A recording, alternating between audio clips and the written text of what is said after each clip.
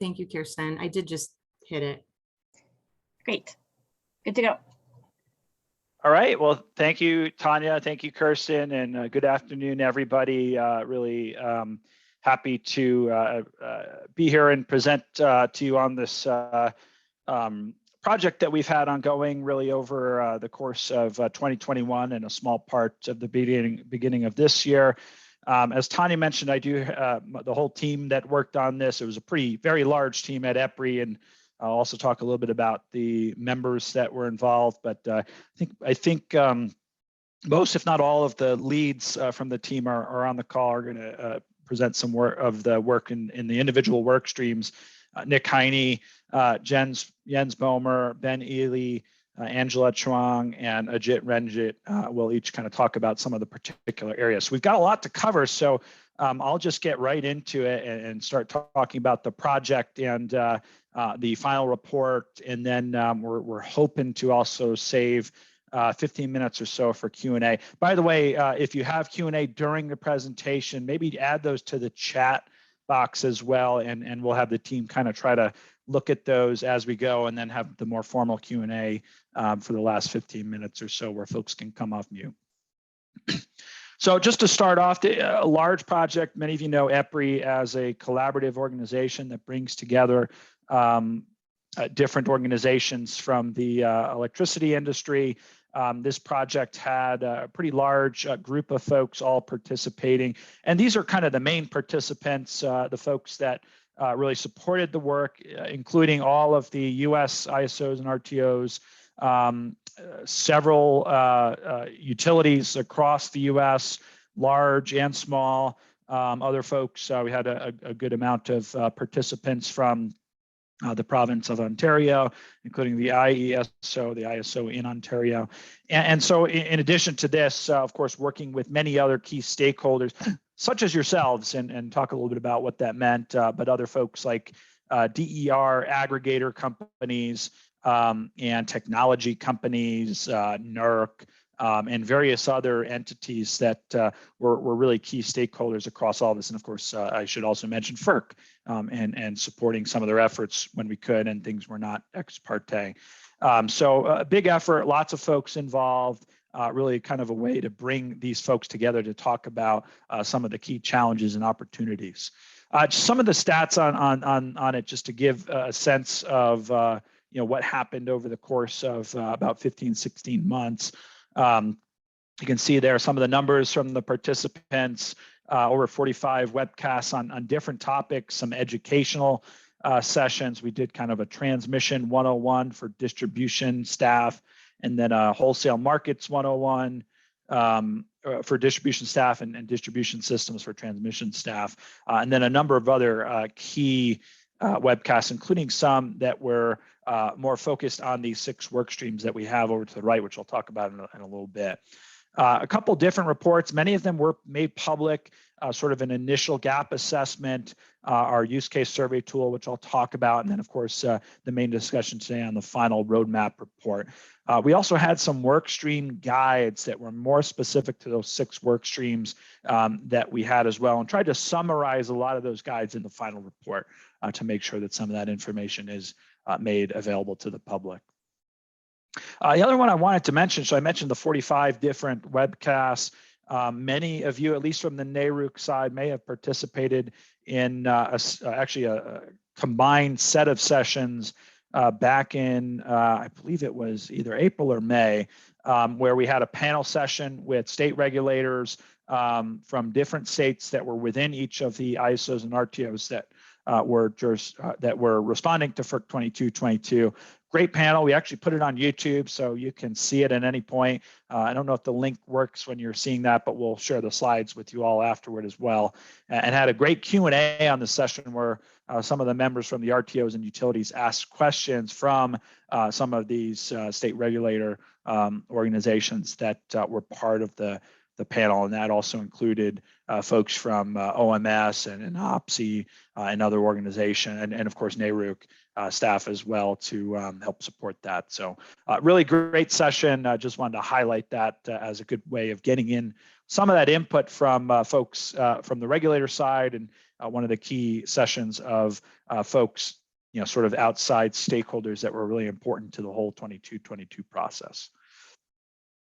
Another thing I wanted to mention was this DERA use case survey tool. And this was something that was actually requested by the ISOs and RTOs, and we sort of brought it in front of all the different members, and it was something that was very supportive. Basically, a lot of folks were having challenges kind of thinking of a DER aggregation, in general, and what the challenges would be with this sort of, generic DER aggregation.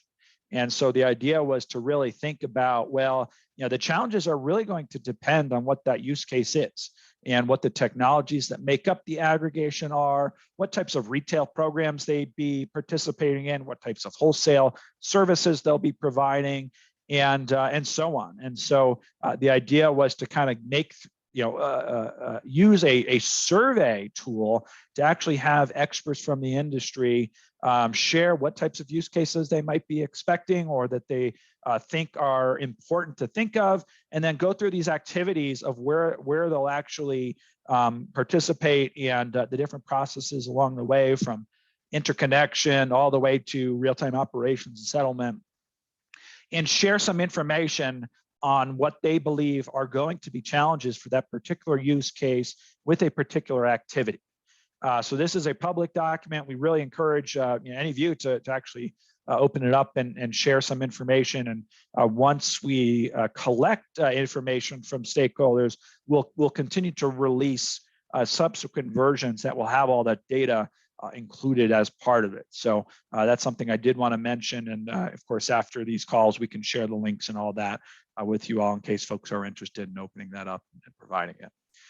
One other thing I just wanted to mention before getting into more of the details is, where are some collaboration opportunities across, EPRI and our members at EPRI, as well as NARUC, NASEO, and all of the members of NARUC and NASEO. A couple ideas here, and not an exhaustive list, and we're very interested in hearing from you all on what other opportunities there are. But of course, submitting perspectives on the use case survey tool I just mentioned.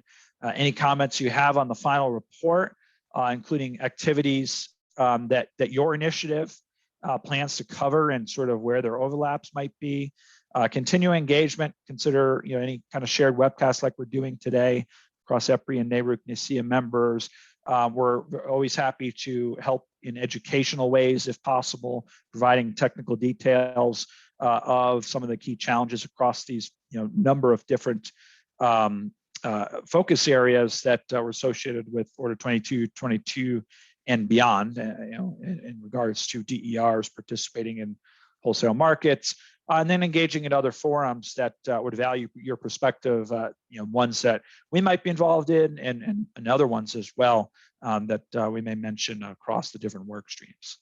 So we were able to see a few of the activities planned for the NARUC NASEO initiative. And one thing we wanted to do is to kind of see, we had our 6 work streams that they're shown on the top there. We wanted to kind of see where these linked with some of the activities as part of the NARUC NASEO initiative. And of course, these are one opinion, and of course there's more and more overlaps as you start to get into the details.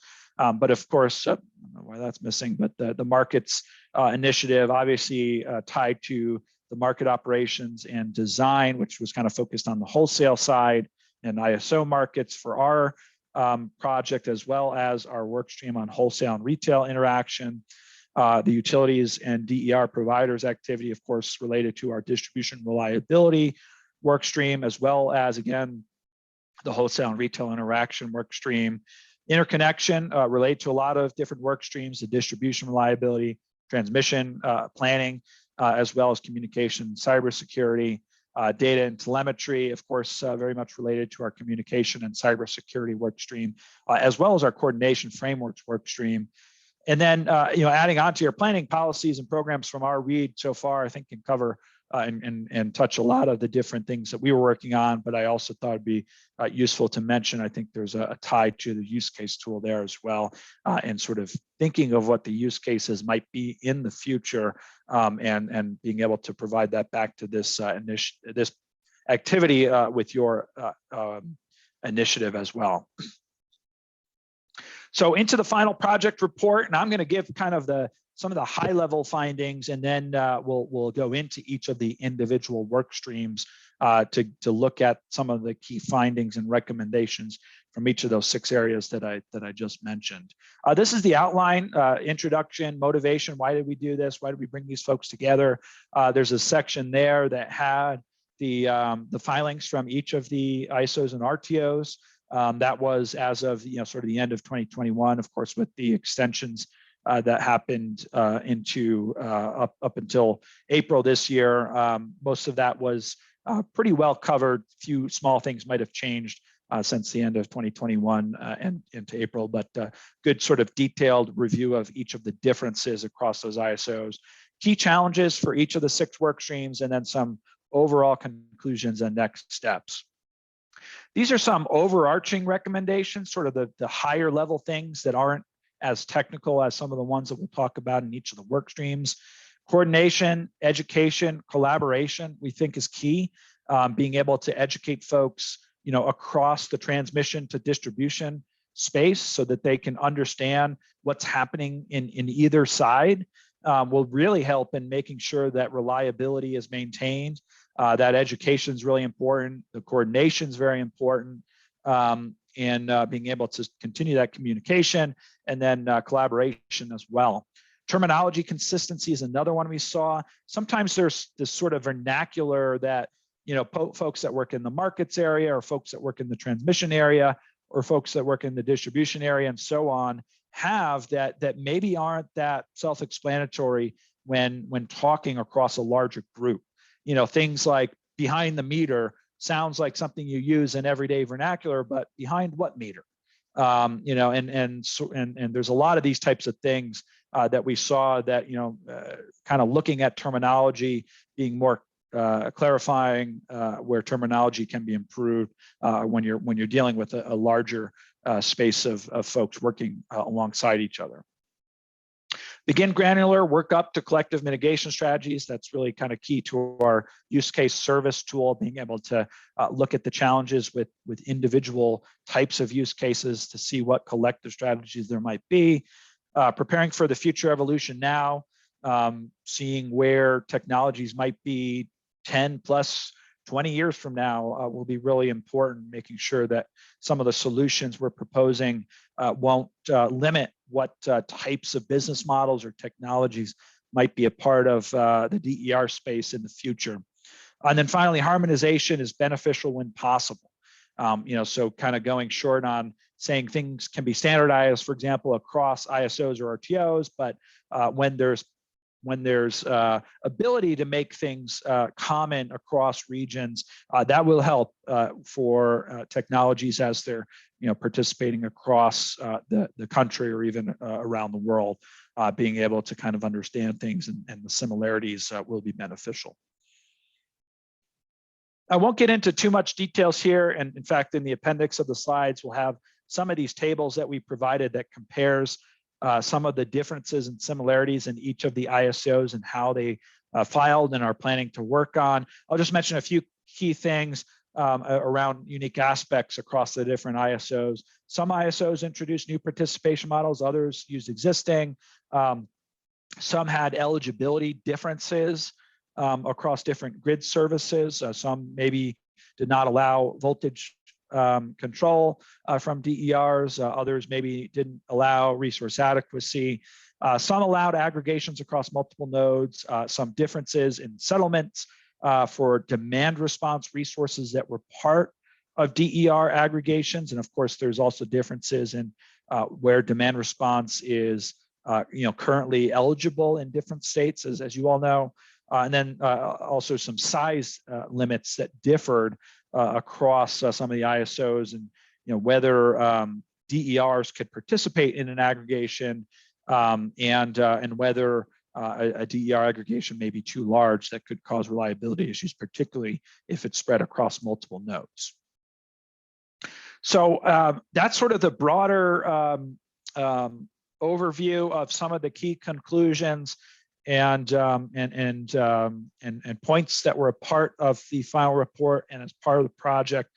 Next, we'll get into each of those 6 work streams. And here, just touching on a few of the things that we discussed in the report and throughout the project, working with the stakeholders in each of those work streams, and some of the key recommendations, as well as first the key challenges that we were finding.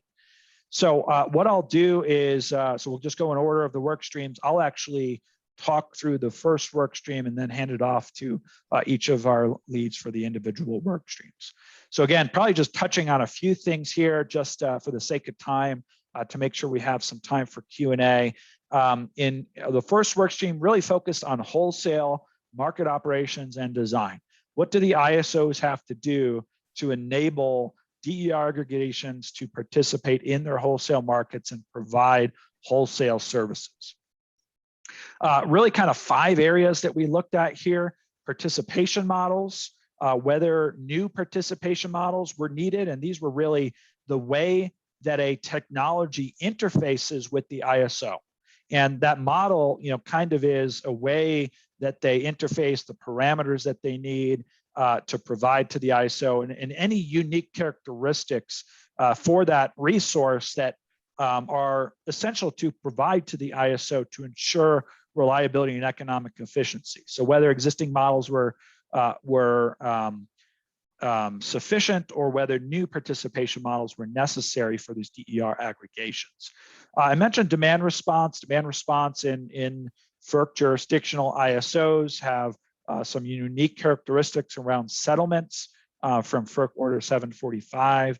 And so looking at how that can be done was seen as a challenge and something that could be looked at further kind of around those complex settlement procedures. And then other technologies as well. Energy storage. So if you have energy storage that's part of an aggregation, is there any challenge associated with understanding whether they have the energy in their state of charge to provide to meet their schedules that are being asked by the ISO? And similar with renewable energy is sort of how their forecast of availability might be managed, and whether there's a necessary need for penalties if the resource isn't able to meet its schedule because of things like cloud cover or lack of wind speed and things like that. And then the last area was around locational requirements, looking at multiple transmission pricing node aggregations and some of the challenges associated with that. Can you have a DER aggregation that spans a wide geographical zone? And that geographical zone is wide across the transmission space, not just the distribution space, but being able to aggregate across multiple transmission nodes on the bulk power system. So some key recommendations and some key studies that are part of some of our follow-up activities, assessing the market clearing time impact. So when we run these large markets at the ISO, there are computational impacts with lots of small resources. So we want to look at those impacts and how they can be addressed. I mentioned the demand response models, how to improve that going forward and how to understand those settlements going forward. System impact studies, looking even across transmission and distribution, seeing what reliability impacts there might be, what market impacts there might be, appropriate software, market software modeling for technologies like storage, as well as whether there are any characteristics on the distribution system that need to feed up to the wholesale market clearing software. And then finally, the locational aspect and being able to understand how broad and how wide can an aggregation zone really be before it may impact transmission system reliability. A lot of these are really kind of looking at heterogeneous, multi-technology DER aggregation. And as you increase the levels of those aggregations, what types of impacts might there be, whether those are market impacts, reliability impacts, or even computational impacts, trying to study those so we can start to prepare for those right away now, and see that when we get to the case where those DERs are actually participating in the wholesale market. So with that, we'll move on to work stream 2, and Nick Kiney from our team led this work stream on distribution operations and planning. Thanks, Eric. Quick sound check. You hear me loud and clear? Okay, great. So with the distribution utilities, there's a wide variety of challenges that they're facing in implementing FERC Order 2222. Right off the bat, interconnection studies. These have been designed around the autonomous operation and capturing the intermittent nature of resources that are being installed on customer premises. And when we look at FERC Order 2222, we're now looking at the orchestrated behavior of DER on the distribution system. So that varies greatly from the standards that have been put forth previously. Then we look at the registration process. This is where, when an aggregation registers with the wholesale market to provide services, the distribution utility gets the chance to review that aggregation, the individual resources therein. That's an entirely new process for distribution utilities. What does that look like? What are the transparent and clear processes and requirements that the distribution utilities can use to review those aggregations? Here, there's going to be needed coordination between the ISO as well as those state and local regulators to make sure that those processes are in place and equitable as well. And then moving on to the operational timeframes, visibility, control, and metering. We sometimes lump those three things together, but they are distinct. Visibility, distribution utilities have very limited visibility about the real-time operation of DER. Maybe some large installations, those 500 kilowatt and above systems, have real-time telemetry, but the vast majority of behind-the-meter DER, there's no visibility of that behavior. So what does the distribution system operator need in order to identify when constraints might be occurring in real time? Similarly, control. If they do identify a constraint, what do they do to address it? Again, with those large DER, the distribution utilities can oftentimes isolate them or disconnect them. But that's a fairly brute force binary option. You're either connected or not. We'd like to see the state where we can do some curtailment that's a little bit more granular. There's some interesting strategies coming out of Australia currently. So if you're paying attention to what's going on there, seeing some different approaches, kind of still in the test bed stage though. And then metering. We know that metering configurations vary widely between states and even regions within states. So what does that metering configuration do in terms of the impact towards the participation in the wholesale market, as well as the utility's ability to bill and settle accordingly? The whole point of 2222 is to allow that dual participation, but to avoid the dual compensation. So the metering configurations play a big role there. If you go on to the next slide, Eric. So there's a number of these high-level capabilities and objectives that we just identified, those interconnection studies, the registration. But underneath all of that are a number of foundational capabilities that utilities will need in order to stand up those processes in the long run. We often point at interconnection studies or the interconnection process as the bottleneck, but when you really dig into it, it often falls back onto some foundational things like system models. Most distribution utilities are still in the process of cleaning up their GIS databases to have study-ready models at a moment's notice.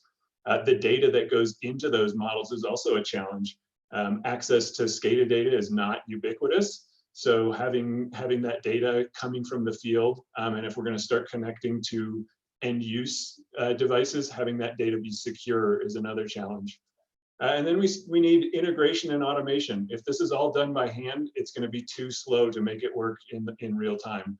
So continuing to interface system repositories, both within the utility as well as between the utility, DER aggregators, and the ISOs as well. And then some new analytics. The utilities will need to be able to evaluate the flexibility of the distribution system. They'll need to identify where they need to monitor or manage the DER. And then on the back end, They need advanced capabilities in terms of being able to determine what went wrong, why it went wrong, and how to improve it or prevent it from happening again. So lots of different foundational capabilities needed on the distribution system. You might not think these are the direct answer to the interconnection studies or that real-time operational control, but those are the capabilities we need to be focusing on first. Back to you, Eric.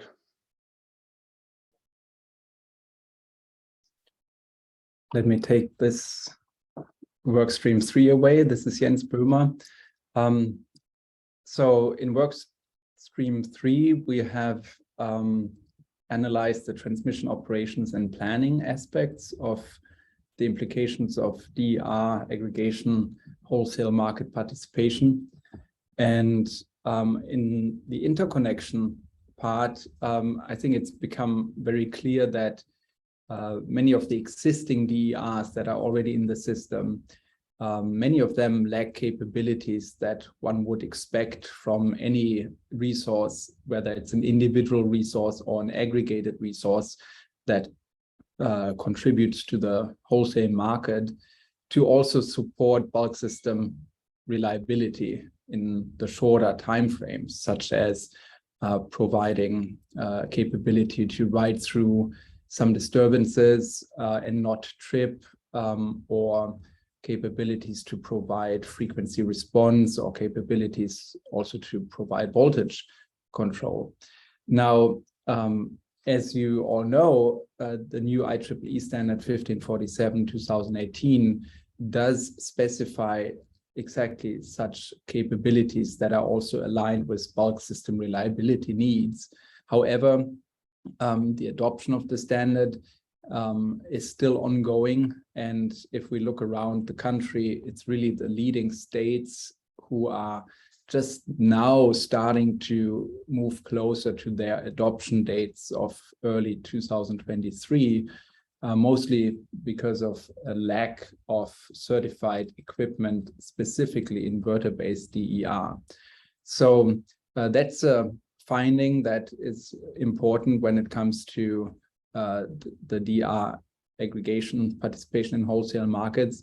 But on top of that, we also find that there is generally a lack of DR data collection and also management in more centralized databases, which then limits the exchange and also the coordination of such data, including DER functional settings across the transmission and distribution interface and entities. So with that lack, it has a potential for some gaps in the reliability assessments, which are not desirable. That leads us to the area of modeling and analysis. Aligned with this lack of data and knowledge about the capabilities and performance and settings of the DERs that may participate in a aggregation, DERs are still often modeled just as net loads. And even though stability study models such as an aggregate DER model exist already for a couple of years, they are not very commonly used at this point. Now, moving over to the operations and control area, there's certainly still a lack of, say, the integration of individual DERs, but also aggregations of DERs into grid operator communication system and control systems. The deployment of, for example, DER management systems across the distribution and the transmission levels is not very much known or implemented at this point. And that also leaves many of these DERs that may participate in an aggregation without the ability to reconfigure their functional settings remotely, and would only allow on-site configuration of some of those settings, which may have impact on bulk system reliability. And last but not least, the prevalent interconnection and operational strategy currently is still the firm interconnection capacity, whereas potential benefits from non-firm or flexible interconnection of DERs might occur in the future, but then would bring along the whole bunch of challenges that Nick talked about in terms of potential congestion of distribution management, distribution grids. Now, when we look at the standards area, and not only the IEEE standards, which may include 1547, 2018, as well as, say, the IEEE Smart Grid Interoperability Reference Model that could potentially be relevant in the realm of implementing some of the FERC Order 2222 recommendations and requirements. We also see that the NERC functional model and reliability standard may have some gaps, and more prevalent, it seems as if the DER aggregator at this point is not clearly a NERC registered entity. So leaning more on these DER aggregators for provision of bulk system reliability without ensuring that those would be following certain reliability criteria could potentially be an issue that may need to be addressed. So when we look at the recommendation, they really come out of those findings pretty straight.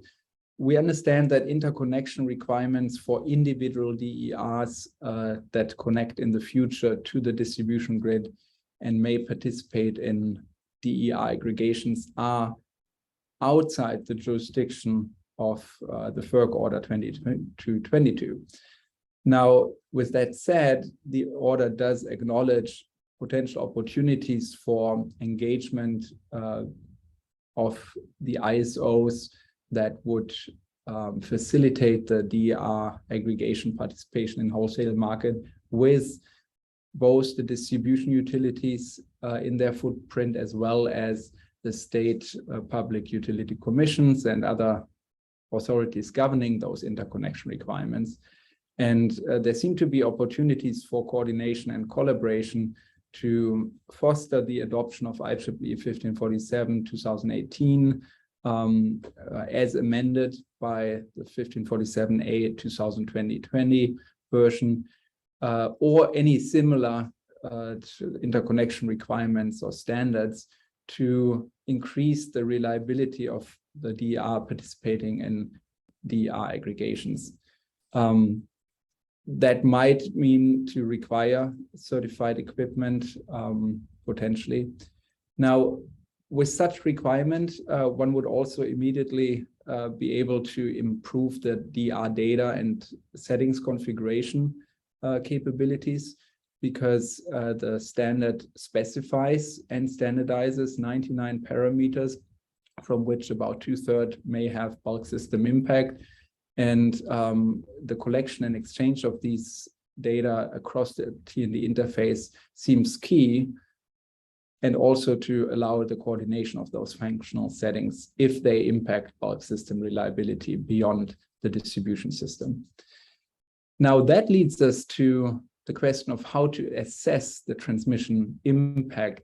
And while in some limited cases, possibly some sophisticated DER aggregation modeling and impact studies may be required, it seems as if the execution of a fairly higher level or simplified transmission impact screening based on certain criteria, such as 1547 2018 capabilities, such as reasonable voltage and frequency trip settings, and other criteria, including the fact that, or the criteria that a DER aggregation would not cut across larger regions of the transmission system, that those simplified checks could already screen for any potential issues, and therefore make it much easier in the registration process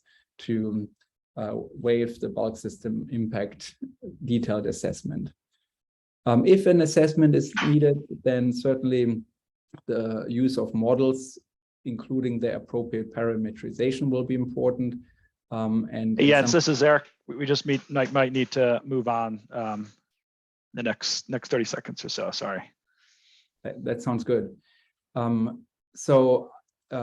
Last point here is the integration into grid operations, which may require or have benefits of NERC and IEEE model and standards utilization. And the committee that sponsors the 1547 standard is looking for involving state PUCs in what they call an interconnection standards collaboration going forward in order to address future capabilities. Thank you.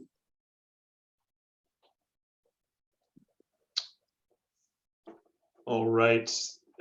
Thanks, Jens. I'm going to cover for my colleague Ajit Ranjit here. Looking at the coordination work stream, and I believe there might be some animations here, Eric. The idea here is to capture the direction and the parties involved with all of the messages and information exchange, the coordination that's needed to implement FERC Order 2222. And it goes beyond just who's involved and which direction the information flows, but it starts to develop some of those coordination functions as well. So if you looked at a specific message or a specific action, what's involved, what's under the hood.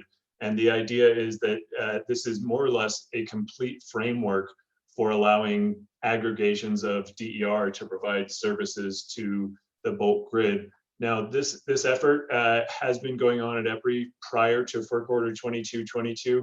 That has really just solidified the need to do this type of work. So we look at the different coordination functions. We know that there's going to be regional variability there, but there are some standard starting blocks that we can apply. And the intent here is that through developing the functions, we can develop the requirements for different operational tools, whether that be EMS, NMS, DMS, all of the tools that the ISOs, the distribution utilities use, as well as those that might be used by aggregators. So if you go ahead to the next slide, Eric. One of the things that this work stream did right off the bat was to go through all of the functions and identify a timeline as well as the actors involved. And so you can see this is kind of scrolling through the page here. But for any given function, it describes the timeline of when that function needs to be executed, and then which actors are involved and which way the communication flows.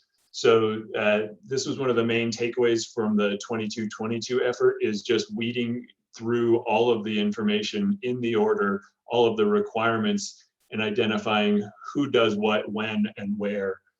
So that's a main takeaway. There was a link on the prior slide to a public report describing each of these coordination functions. Very informative. Give that a read. It ought to inform your local region, no matter where you are.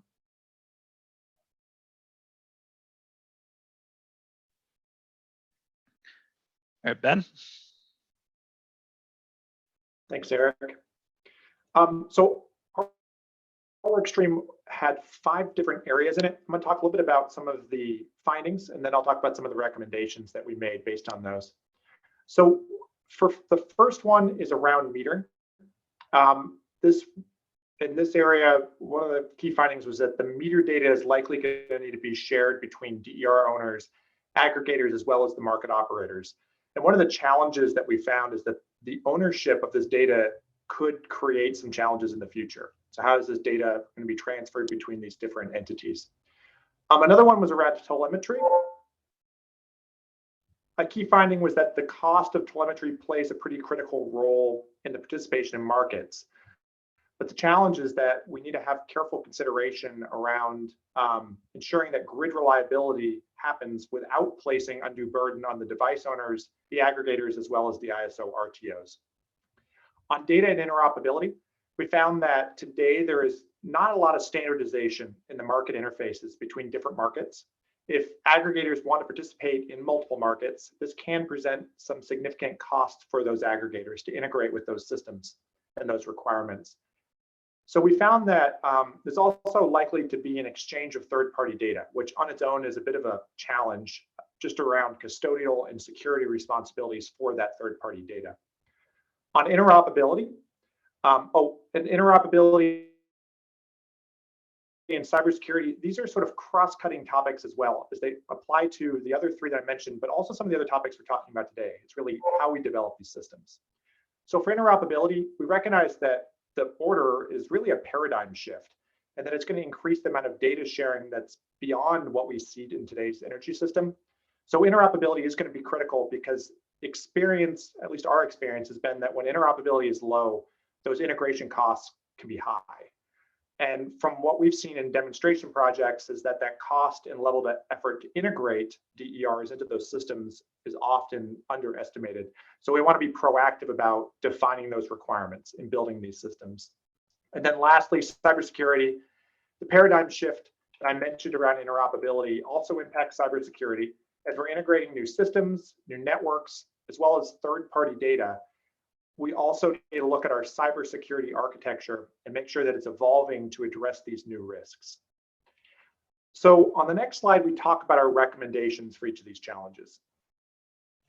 On metering, we recommend to our project participants is that aggregators and market operators need to leverage meter data exchange standards whenever possible. And a couple examples of this.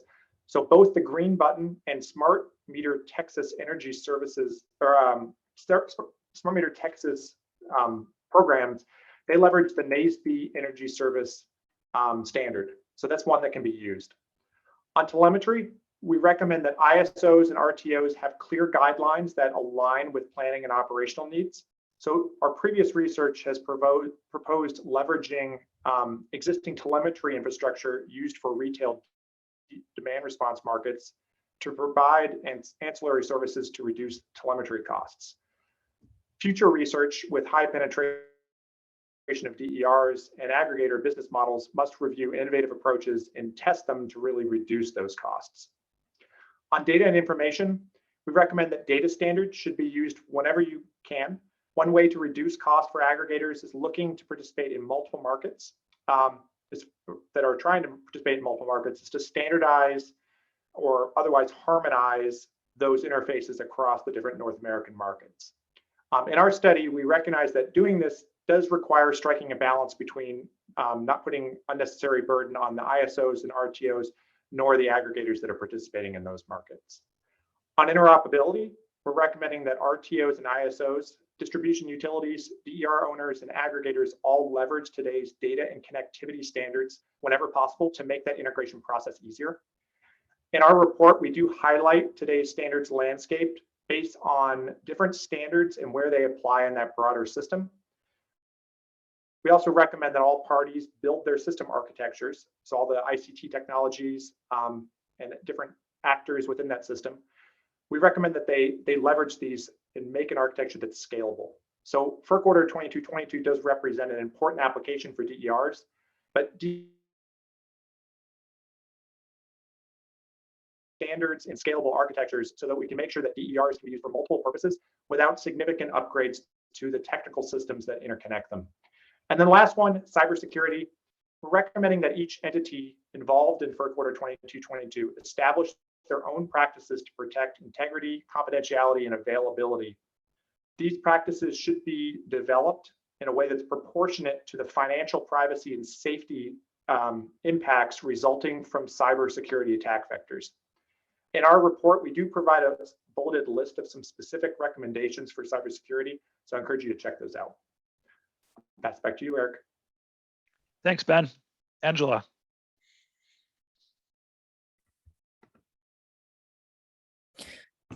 For workstream 6, we looked at the by stakeholder type, the perspectives that they had in common by type of stakeholder regarding dual participation. And for the purposes of our exercise, dual participation meant participation in one wholesale program and one retail program.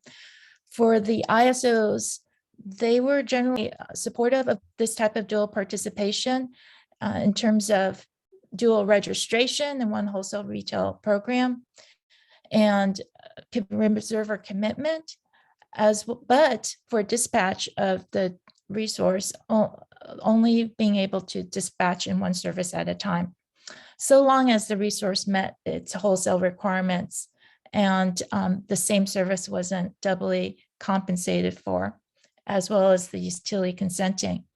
For the distribution utility, as well as the load serving entity, they were supportive of dual participation, so long as they had the first right of dispatch of that. If there were dual participation of that resource in the ISO program along with their own program, they would be able to dispatch it first.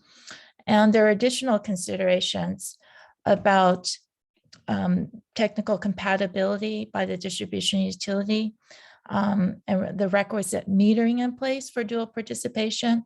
But for the load serving entity being both a potential distributed resource aggregator as well as a load aggregator, they had additional considerations about the impact on their load aggregation business and their resulting systems for load aggregation. And wholesale settlement cost allocation rules were of concern to them. The third-party aggregator was very supportive of dual participation. They saw it as a way of being able to maximize revenue return from aggregating distributed resources. But any restrictions in dual participation, they'd like to see it narrowly tailored, and they saw the ISO as being in a very good position to place checks for avoiding double counting through their rulemaking and process, and so long as the utility was agreeable to the resulting checks in place. Also, they wanted to see, because not all ISOs allowed this, but they'd like to see DR export, that is DR behind the meter, being export to the grid to provide services being possible in more markets. And they'd like to see DR level metering or telemetry. The customer advocacy perspective had two sub perspectives. One was for the early or the DR technology adopters, that they be able to use dual participation in a wholesale retail program to expand value streams for them, because they are invested in the behind the meter DR technologies. But for those who might be non-adopters because of limited income, these consumers are likely to bear higher share of costs to maintain the grid infrastructure, as those who could afford DR technology adoption would be on the resulting rates and not on the rates that the non-adopters are on. On the next slide, we give our key recommendations. First of all, to avoid double counting, we see that in the situation where there's sub-metering of DER. So to avoid double counting, one can, there's different terminology for this, but to reconstitute the metered load, that is to back out the contribution of the DR from the measured facility level load for the cases when the DR is being sub-metered. And so you will not count the DR contribution twice, once in the metered load and once in the sub-metered data. So to do this, one can either do this to avoid double counting. One can either do that reconstitution, or they might want to, in the future, as meter manufacturers advance their technology, to be able to, let's say for dual port or multi-port meter, have separate measurements of the DR contribution separately from the facility loading, to not count the DR contribution, be able to adopt this type of metering in one meter. But in the meantime, you could use sub-metering and reconstitute the load, or you could have 2 meters in place and do some calculations. So there's different ways to avoid double counting today as well. Our other recommendations have to do with avoiding non-optimal outcomes by looking at aligning retail programs with wholesale cost drivers. So to structure retail billing to align with what are those wholesale cost drivers for a specific region. And let's say if it's a capacity-oriented reliability cost drivers, then one might want to consider, like large commercial industrial customers have, demand charges, even for mass market customers.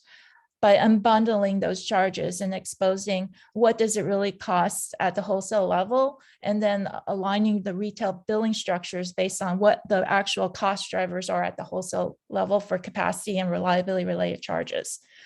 And by advancing retail programs to better align wholesale costs and retail billing structures, we can better enable customers to be impactful and be able to act based on what the cost drivers are, and better to help the whole overall system reduce those real large cost drivers. And it could be reliability, it could be capacity on distribution system, it could be generation. It's a number of different situations that could be driving costs at the wholesale level.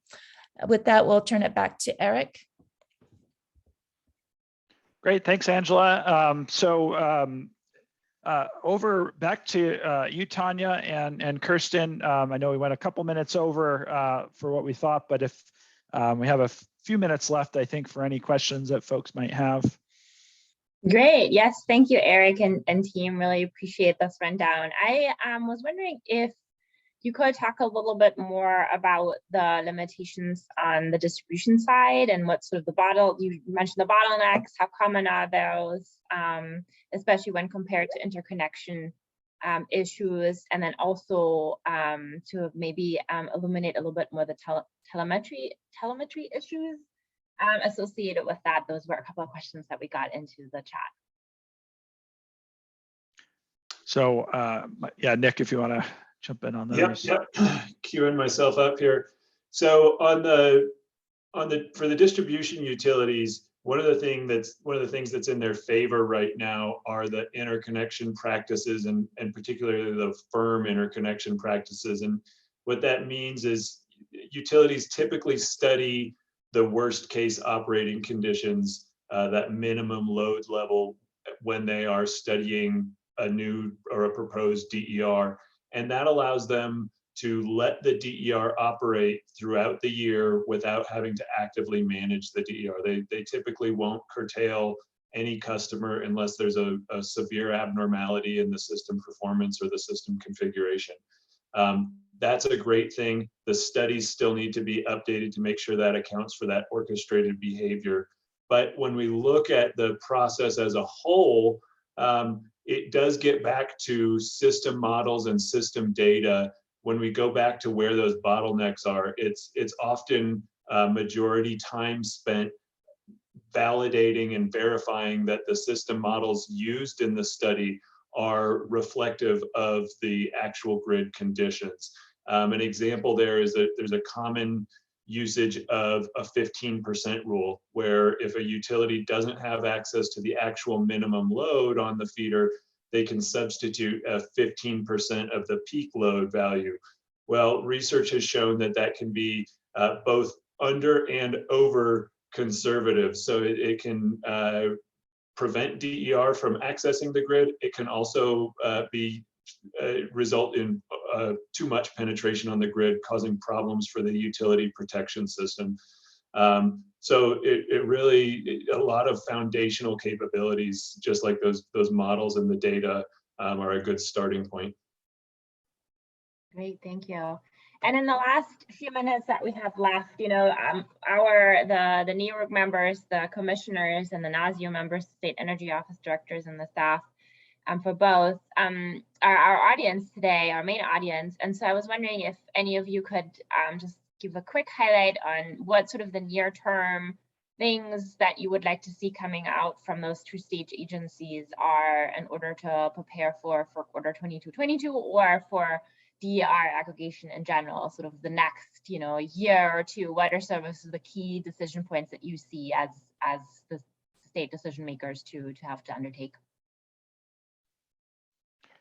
Well, it's a broad question. I know there's probably a lot of specific things within each of the areas, and I think a big part is just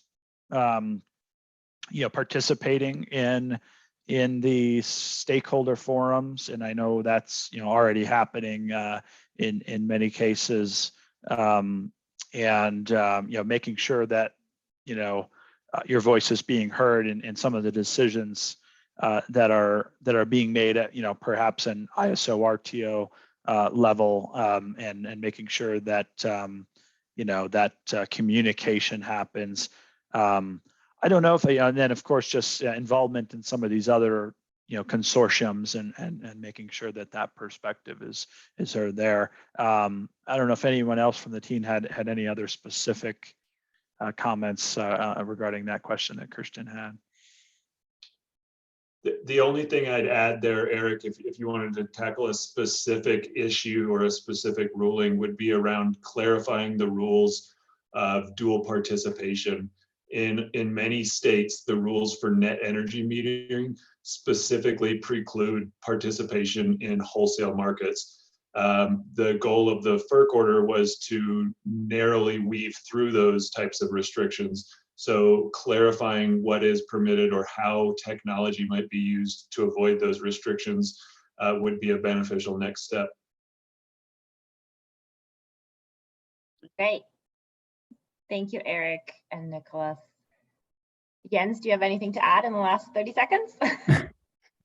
A little bit adjacent, obviously, but in case there is interest in further developing interconnection requirements itself, I think it would be tremendously helpful if we could increase coordination between the IEEE standards development and what's going on at the state level in order to move the whole country forward coherently, which makes it easier for developers to meet, but also more reliable for the public.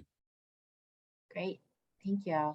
And with that, we're at the top of the hour. So thank you all, especially the EPRI team, for the presentation and for all of the participants joining this call today. And last but not least, to the Department of Energy Office of Electricity for supporting our NASEO initiative on DER integration and compensation. I'm sure we'll continue to have this conversation on all of these issues going forward. And I look forward to having that with all of you participating today. With that, thank you very much and have a good rest of the day or afternoon. Bye now. Thank you so much.